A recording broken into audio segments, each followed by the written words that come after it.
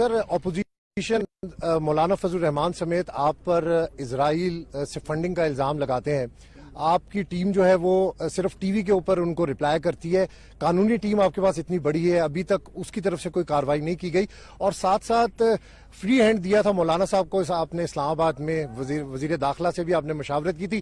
بڑی ایکٹیو وزارت داخلہ ہمیں نظر آئی پچھلے 2-3 دنوں میں.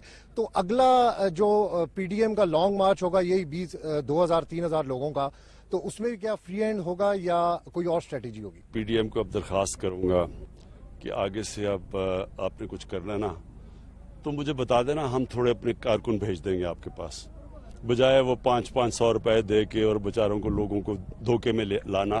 ہم اپنے کارکنوں کو کہیں گے جائے حوصلہ افزائی کر دیں ان کی, کیونکہ مجھے افسوس ہوتا ہے, ترس آتا ہے دیکھ کے اتنے 11 پارٹیز مل کے تو اتنے سے لوگ اکٹھے کرتے ہیں.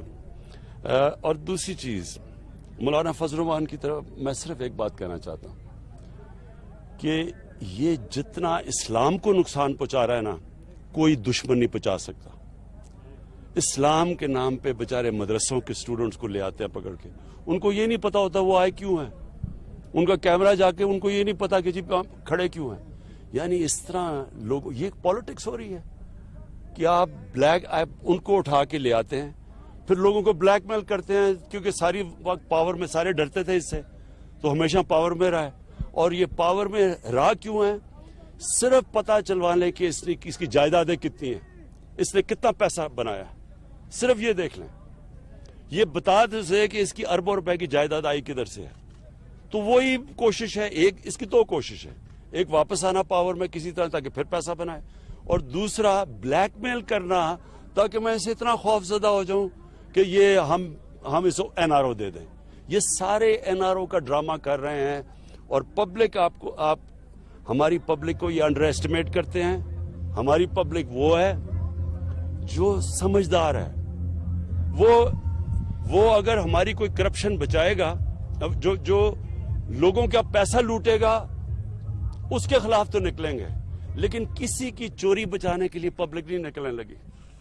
اب میں آپ کو آتا ہوں یہ فون اور فنڈنگ کیس کے اوپر. میں بڑا شکر گزار ہوں اس اپوزیشن کا کہ انہوں نے یہ کیس اٹھایا ہے. میں چاہتا ہوں کہ اب سب کے سامنے آئے کہ تحریک انصاف کی فنڈ ریزنگ کدھر سے آئی, اور یہ مولانا فضل الرحمان کی کدھر سے آئی, اور یہ 2 پارٹیز کی کدھر سے آئی. سب کا دودھ پانی کا پانی ہونا چاہیے. پتا ہونا چاہیے کہ ایک پاکستان میں پارٹی ہے جو واقعی پولیٹیکل فنڈ ریزنگ کرتی ہے. یہ جو ہمیں کہتے ہیں نا کہ جی وہ کسی یہودی کا نام آ گیا, پیسے کیسے اکٹھے کرتے ہیں ساری دنیا کے اندر پولیٹیکل پارٹیز. وہ ڈنرز کرتی ہیں, ڈنر پہ لوگ آتے ہیں, لوگ آ کے ٹیبلز خریدتے ہیں, اس سے پیسے سے وہ پیسہ ہوتا ہے جو پارٹیز اکٹھا کرتی ہیں. ساری دنیا میں ایسا ہی. انہوں نے کیسا پیسہ اکٹھا کیا یہ بتائیں. ہم نے ہمارے پاس 40,000 نام ہیں جن لوگوں نے پیسے دیے ہوئے ہیں, اور یہ سارے, اور اوورسیز پاکستانی فورن فنڈنگ نہیں ہے, ہمارے اوورسیز پاکستانیوں نے پیسے دیے. ان کا مجھے پتا انہوں نے کیسا پیسہ اکٹھا کیا, اور انشاءاللہ جیسی یہ چیزیں انکشاف سامنے آئے گا ساری قوم کو پتا چلے گا کہ کس نے اس ملک میں صحیح طرح پیسہ اکٹھا کیا. اچھا سر, رضوان غلزئی ایکسپریس نیوز سے ہوں. 2.5 سال آپ کی گورنمنٹ میں ہو گئے. ہم نے دیکھا جو نیشنل ایشوز آپ نے پرائیورٹائز کیے اور خود ان کو آپ نے ایکسپیڈائٹ کیا, ان کے تو ریزلٹس آئے, لیکن عوام کا ڈائریکٹ تعلق آپ کی صوبائی حکومتوں سے ہے. ایک تاثر یہ ہے کہ ہر چیز کے لیے آپ کی طرف دیکھا جاتا ہے. تو کیا جو سروس ڈیلیوری کے معاملات تھے اس میں آپ کی صوبائی حکومتیں زیادہ بہتر پرفارم نہیں کر سکتی تھیں؟ اب 2.5 سال گزر چکے ہیں, وہاں پہ تو چلے آپ کے بہت سارے ایشو سسٹم سے ریلیٹڈ تھے, لیکن صوبائی حکومتوں میں آپ کے پاس بہتر اچھا اختیار بھی تھا. تو سر صوبائی حکومتوں کے حوالے سے یہ بتائیں کہ وہ آپ کی طرف ہی کیوں دیکھتی ہیں, خود سے بھی کوئی انیشیٹوز کیوں نہیں لیتے؟ دیکھیں, 2 چیزیں سمجھ آئیں. ایک تو جس طرح کا پاکستان کو چیلنج ملا تھا جب ہم آئے ہیں, جو پاکستان کے سامنے جو مسئلے مسائل تھے, وہ پاکستان کی تاریخ میں کسی حکومت کو نہیں ملا. سب سے بڑا چیلنج کیا تھا کہ جو ہمارا کرنٹ اکاؤنٹ ہے, یعنی کہ جو بیرونی خسارہ ہے, وہ پاکستان کی تاریخ میں سب سے زیادہ تھا, $20 ارب.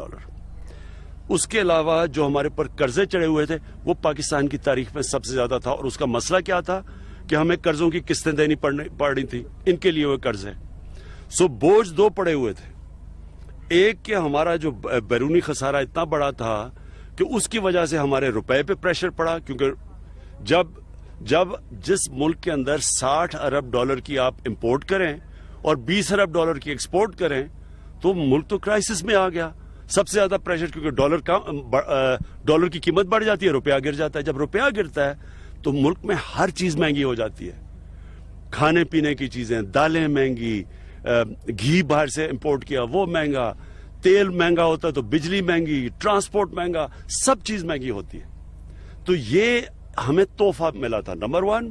اور نمبر 2 یہ کہ ہمارا جو ہماری آمدنی ہے وہ بہت کم تھی، خرچے بہت زیادہ تھے.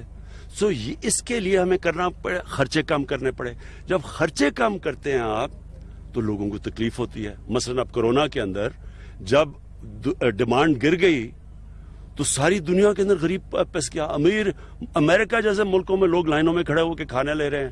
ساری دنیا میں دکانیں بند ہو گئی، کاروبار بند ہو گیا اور غریب مارا گیا. تو جب ہم نے خرچے کم کرنے تھے اور آمدنی بڑھانی تھی، جب خرچے کم کیے تو لوگ تکلیف میں آ گئے. اب دوسرا ہمارا ایشو ہے اصلاحات کرنی تھی ملک میں. یہ یاد رکھیں کہ پارلیمنٹری ڈیموکریسی کے اندر اگر آپ کے پاس بھاری اکثریت نہ ہو، ساری دنیا کے اندر آپ دیکھ لیں کہ تقریباً ناممکن ہے اصلاحات کرنا، کیونکہ وہ جا کے پھنس جاتی ہے سینٹ میں، بل آپ کے پاس نہیں ہوتے، اور آپ کی کولیشنز ہوتی ہیں، آپ ان کو بھی خوش کرنا پڑتا ہے. اگر آپ نے اصلاحات پارلیمنٹری ڈیموکریسی میں کرنی ہے، تاریخ اٹھا کے دیکھ لیں پارلیمنٹری ڈیموکریسی کی، تو وہ صرف بھاری اکثریت سے ہوتی ہے. جب آپ کے پاس اکثریت ہو پھر آپ کر سکتے ہیں. تو اس لیے ہمیں دیر بھی لگی. اور اس کے اوپر آ گیا 18th امینڈمنٹ. 18th امینڈمنٹ میں کیا ہوا کہ جو سینٹر سے پاور تھی وہ چلے گی صوبوں میں. تو اب صرف سینٹر نہیں فیصلہ کرتا، صوبوں کو بھی ساتھ ملانا پڑتا ہے. تو اس لیے یہ تھوڑا ہمیں دیر لگی. لیکن اللہ کا کرم آج یہ ہے کہ آج دنیا کو دیکھ لیں کرونا کے بعد اور ہمیں دیکھ لیں. ہماری سب سے تیزی سے آج ٹیکسٹائل انڈسٹری، ہماری جو 60% ایکسپورٹس ہیں ٹیکسٹائل، وہ ریکارڈ پہ چلی گئی ہے. ہماری ایکسپورٹس کتنی دیر کے بعد کہاں سے چلی گئی. ہمارا جو کرنٹ اکاؤنٹ ڈیفیسٹ ہے وہ 17 سال کے بعد سب سے بہتر ہے، پازیٹو میں چلا گیا 5 مہینے مسلسل. یہ ساری جو پازیٹو چیزیں ہو رہی ہیں، جو اب ٹیکسٹائل، آپ نے اگر فیصل آباد میں گیا ہوا، لوگوں کو اب ملتے نہیں ہے، ورکر نہیں ملتے ٹیکسٹائل میں، سیالکوٹ میں ملتے، گجرانوالہ میں، لومیں ساری کام کر رہی ہیں. تو کچھ تو ہو رہا ہے نا. اسٹیل لارج سکیل مینوفیکچرنگ پہلی دفعہ اوپر جا رہی ہے.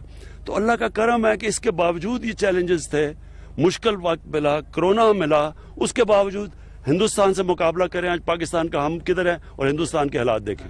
ہم شاکر عباسی، میں نیو ٹی وی سے ہوں. آپ نے پارٹی ہرننگ کیس کے حوالے سے گفتگو کی، لیکن ایک تاثر عام یہ ہے کہ وہی ایک کیس ہے جو آپ کی حکومت پہ ابھی بھی ایک تلوار لٹک رہی ہے. تو اگر اپوزیشن اس کیس کے فیصلے کے لیے سپریم کورٹ کا رخ کرتی ہے اور وہاں سے کہتی ہے کہ جلدی فیصلہ لے لیں، کیونکہ 7 سال 6 سال ایک بڑا ٹائم ہوتا ہے کسی فیصلے کے لیے، تو کیا کوئی حکمت عملی ایسی ہے سپریم کورٹ میں بھی اس کیس کو ڈیفینڈ کرنے کی؟ میں کہتا ہوں اس کیس کی اوپن ہیئرنگ ہونی چاہیے. میں چیلنج کرتا ہوں یہ ہیئرنگ ہونی چاہیے کیمرہ کے اوپر، یعنی لائیو جانی چاہیے قوم کو کہ یہ سارے بیٹھے ہوں. فضل الرحمان بیٹھا ہو، کیونکہ اس کی جو پارٹی تو فضل الرحمان ہے نا، اور اس کے بھائی، اس کے ساتھ بیٹھا ہو ہمارے پیپلز پارٹی، PMLN اور تحریک انصاف. میں آج لوگوں کے سامنے چیلنج کرتا ہوں کہ ایک پارٹی کی ساری قوم کو پتہ چلے گا. پہلی دفعہ پاکستان کی تاریخ میں ایک پولیٹیکل فنڈ ریزنگ اگر کسی پارٹی نے کی، وہ ہم نے کیا. اور ہمارے اکاؤنٹس میں یہ بھی فورن فنڈنگ، کیا اوورسیز پاکستانی سے پیسہ لینا فورن فنڈنگ ہے؟ اس کا مطلب ملک چل رہا ہے، آج ان کی ریمیٹنسز نہ ہو، ملک آج ہمارا بیٹھ جائے. تو میں تو سارے شوکت خانہ میں ان سے پیسے اکٹھے کرتا تھا. تو یہ کون سی فورن فنڈنگ ہے؟ فورن فنڈنگ تو ان کو پتہ ہے کون سی ہے، ان کو پتہ ہے، مجھے بھی پتہ ہے. میں بتا نہیں سکتا کیونکہ ہمارے ان سے تعلقات ہیں ملکوں سے، جو ملک پیسے ان کو دیتے رہے ہیں. سر فیضان ہم نیوز سے، میرا کوشچن یہ ہے کہ آج ہم جدھر کھڑے ہیں وانا میں، یہ ایک وقت تھا کہ یہاں پہ خون بہتا تھا بہت زیادہ، اور آپ بھی یہاں پہ آئے. آج آپ اس کو کیسے دیکھتے ہیں، اس وقت کے وانا کو اور آج کے وانا کو آپ کیسے دیکھ رہے ہیں، اور مزید اس کی ڈیولپمنٹ کے لیے کیا آگے آپ؟ دیکھیں، وانا تو پیچھے رہ گیا تھا نا، یعنی یہاں غربت تقریباً 70% لوگ غربت کی لکیر سے نیچے، ہر طرح پیچھے رہ گیا تھا، کیونکہ قبائلی علاقے کو کوئی پرواہ کرتا ہی نہیں تھا. تو قبائلی علاقہ جس طرح بلوچستان کی پرواہ نہیں کرتا تھا، یہ سب پیچھے رہ گئے ہمارے علاقے. تو اس کے لیے خاص توجہ کی ضرورت ہے. کیونکہ یہاں غربت بہت زیادہ ہے, یہاں بے روزگاری بہت زیادہ ہے. تو اس کے اوپر میں اس لیے محمود خان کے ساتھ آیا ہوں, کیونکہ اب تو یہ کے پی کا حصہ بن چکا ہے, تو اس کے اوپر ہم پورا زور لگائیں گے. اور پھر اوپر سے وار آن ٹیرر آ گئی, اس میں اور زیادہ تباہی مچی. تو انشاءاللہ ہم ان کے لیے اسپیشل پیکیجز بھی دیں گے, اس کی پوری اس کی اوپر لانے کی کوشش کریں گے.